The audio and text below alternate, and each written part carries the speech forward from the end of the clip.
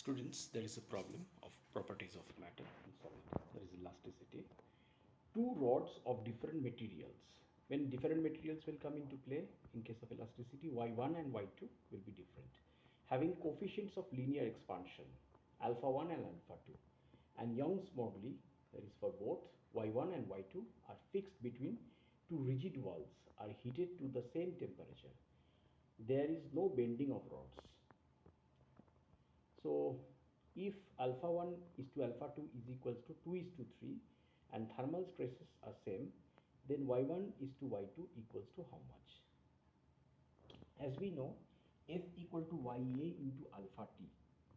That is, F is the force, thermal force, equals to Y is the Young's modulus, A is the area, alpha is the coefficient of linear coefficient of expansion, T is the temperature. So F by A, that is thermal stress, equals to Y into alpha into T.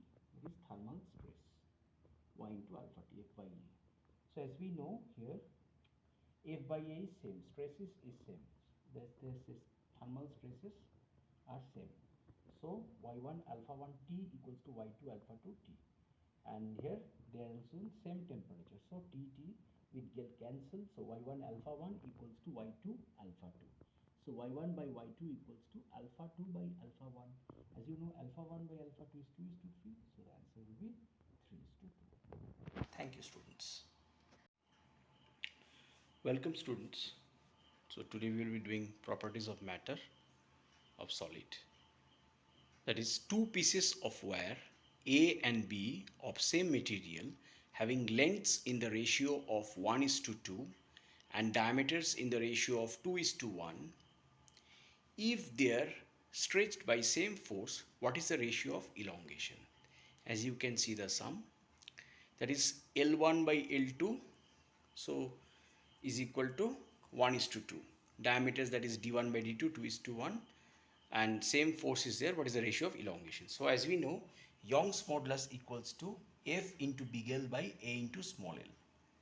As we, F by A by small l by big L. So in details we are not going. So Y1 by Y2 equals to F1 L1 capital L1 by A1 small l1 divided by F2 capital L2 divided by A2 into small l2. So we can put it here, F1 by F2 into big L1 by big L2 into big A2 by big A1 into small L2 by small L1. As we know, they are made up of same material. They are made up of same material. That means Young's modulus will be same. So Y1 by Y2 will be equal to 1. F1 by F2, that is, they are deformed, stretched by same force. So it will be 1. 1 is to 1. Lengths are in the ratio of 1 is to 2. So 1 by 2. A2 by A1, so A1 by A diameters is given 2 is to 1. So it will be given as, actually it should be written as pi by 4. Actually we have deducted it here, so that's why we have not written it here.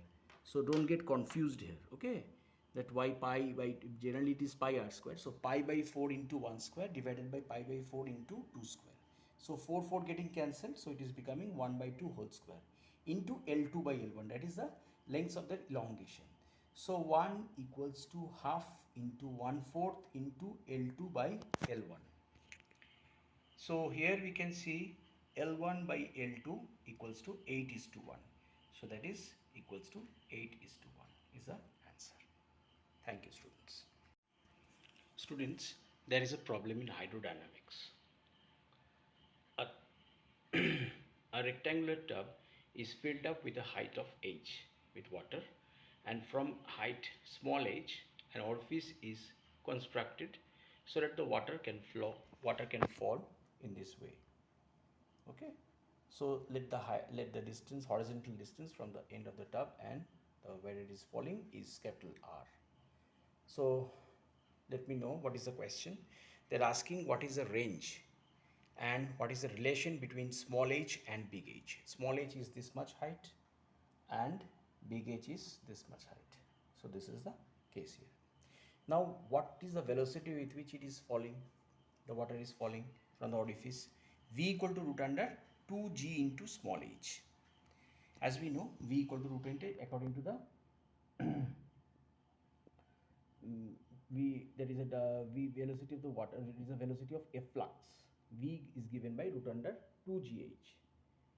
So this is efflux of velocity, that is velocity of efflux equal to root under 2gh. This is Torricelli's theorem. Now next, that is big H minus small h. This is the distance which is falling equals to S equal to half gt square. So big H minus small h equal to half into gt square. So T equal to root under 2 into big H minus small h by g. So this is the time taken to fall. So as we know, it's a range. As you know, it is used to be u cos theta into t in case of projectile, but here it is in same horizontal level. So r equals to u v into t. V into t. What is v? V is root under 2gh into t, 2 into h minus h by g under root.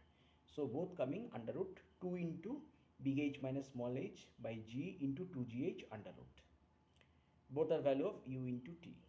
So 2, that is 2 will come outside the root into big H minus small h into h. Gg will get cancelled.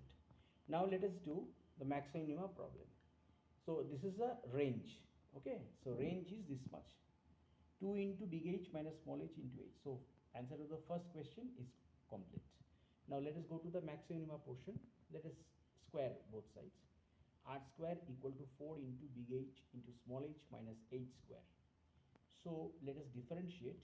So twice big R into dr by dh. As we know, differentiating this side, left hand side will be equal to twice R dr by dh equal to 4 into big H minus 2h. So you know the differentiation part, and this part will be equal to 0. First derivative will be equal to 0. So h equals to big H by 2. So the maximum relation, that is the relation between these things, will be h equals to big H by, and r equal to 2 into root under big H minus small h into h. That is the value of r, and small h equal to big H by 2. There is a relation between small h and big H. Thank you, students.